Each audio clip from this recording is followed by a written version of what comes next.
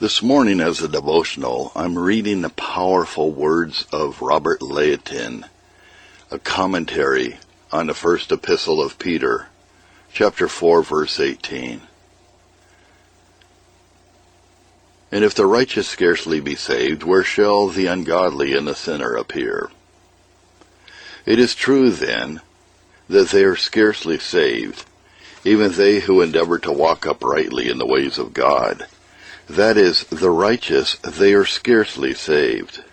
This implies not any uncertainty or hazard in the thing itself as to the end, in respect of the purpose and performance of God, but only the great difficulties and hard encounters in the way, that they go through so many temptations and tribulations, so many fightings without and fears within.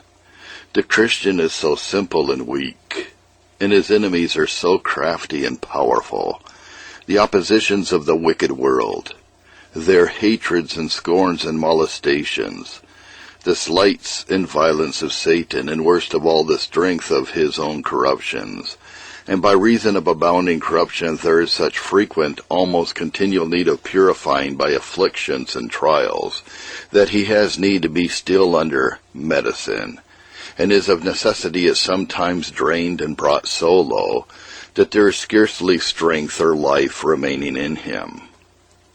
And truly all outward difficulties would be but manner of ease, would be as nothing, were it not for the encumbrance of lusts and corruptions within. Were a man to meet disgraces and sufferings for Christ, how easily would he go through them, yea, and rejoice in them, were he rid of the fretting impatience, the pride and self-love of his own carnal heart. These clog and trouble him worst, and he cannot shake them off, nor prevail against them without much pains, many prayers and tears. And many times after much wrestling, he scarcely finds that he has gained any ground. Yea, sometimes he is foiled and cast down by them. And so in all other duties, such a fighting and continual combat, with a revolting, backsliding heart, the flesh still pulling and dragging downwards. When he would mount up, he finds himself as a bird with a stone tied to its foot. He hath wings that flutter to be upwards, but is pressed down by the weight fastened to him, was struggling with wanderings and deadness in hearing and reading and prayer.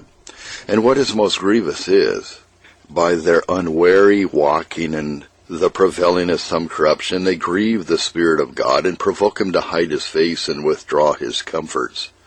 How much pain to attain anything, any particular grace of humility, or meekness, or self-denial. And if anything be attained, how hard to keep and maintain it against a contrary party.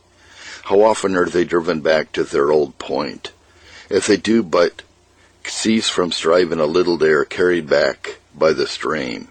And what returns of doubting and misbelief, after they thought that they were got somewhat above them, and so much that sometimes they are at the point of giving over and thinking it will never be for them.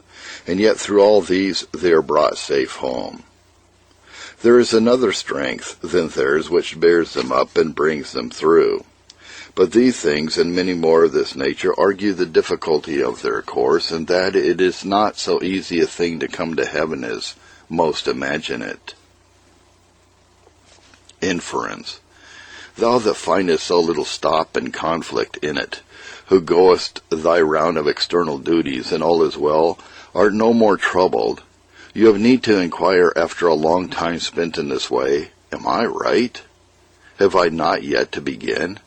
Surely this looks not like the way to heaven, as it is described in the Scripture. It is too smooth and easy to be right. And if the way of the righteous be so hard, then how hard shall be the end of the ungodly sinner that walks in sin with delight? It were strange if they should be at such pains, and with great difficulty attain their end, and he should come in amongst them in the end. They were fools indeed. True, if it were so. But what if it be not so? Then the wicked man is the fool, and shall find that he is, when he shall not be able to stand in judgment. Where shall he appear? When to the end he might not appear, he would be glad to be smothered under the weight of the hills and mountains, if they could shelter him from appearing. And what is the aim of all this, which we have spoken or can speak on this subject, but that you may be moved to take into deeper thoughts the concernment of your immortal souls? Oh, that you would be persuaded. Oh, that you would betake yourselves to Jesus Christ and seek salvation in him. Seek to be covered with his righteousness and to be led by his Spirit in the ways of righteousness. That will seal to you the happy certainty of the end and overcome for you all the difficulties of the way. What is the gospel of Christ preached for? What was the blood of Christ shed for? Was it not that by receiving him we might escape condemnation? Nay, this drew him from heaven. He came that we might have life, and that we might have it more abundantly. John 10:10. That was a commentary on 1 Peter by Robert Leighton. Robert Leighton lived from 1611 to 1684. He was a Scottish prelate and scholar, best known as a church minister, Bishop of Dunblane, Archbishop of Glasgow, and Principal of the University of Edinburgh from 1653 to 1662. He was noted for his Christian piety, his humility and gentleness, and his devotion to his calling.